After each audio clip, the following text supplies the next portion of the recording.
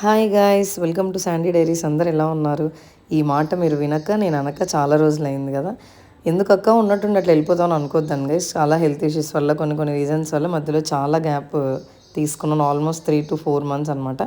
ఇంక నుంచి మీ మధ్య నా మధ్య ఎలాంటి గ్యాప్ ఉండదు. This is for sure. మన ఛానల్లో వీడియోస్ అన్నీ చాలా రెగ్యులర్గా కంటిన్యూగా పోస్ట్ చేస్తూ ఉంటాను. కాబట్టి మీరైతే ఖచ్చితంగా మన ఛానల్ని సబ్స్క్రైబ్ చేసుకోండి గైస్. మన ఛానల్లో ఉన్న వీడియోస్ అన్నిటిని లైక్ చేయండి, షేర్ చేయండి. మీకు ఇంకా ఎలాంటి రెసిపీస్ కావాలి ఏంటి అనేది కమెంట్స్లో అయితే ఖచ్చితంగా పెట్టండి. ఈ మధ్య కొన్ని హెల్త్ ఇష్యూస్ వల్ల కంప్లీట్గా ఫుడ్ డైట్ అంతా మార్చేయాల్సి వచ్చింది. అందుకని చాలా హెల్తీ వర్షన్ వైపు వెళ్ళిపోతున్నా. ఆల్రెడీ వెళ్ళి కూడా చాలా రోజులైంది. ఇంకా అవే వీడియోస్ మీతో కూడా నేను ఖచ్చితంగా షేర్ చేసుకుంటాను. బ్రేక్ఫాస్ట్కి డిన్నర్కి అయితే ఇట్లా ఎగ్స్తో అయితే చాలా ఈజీగా సింపుల్గా అయిపోయే రెసిపీస్ చేసుకుంటుంటా.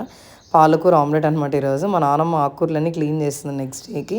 అందులో నుంచి ఒక పాలకూర కట్టనైతే దొంగిలించి ఇట్లా ఆమ్లెట్లో అయితే వాడుకుంటున్నా.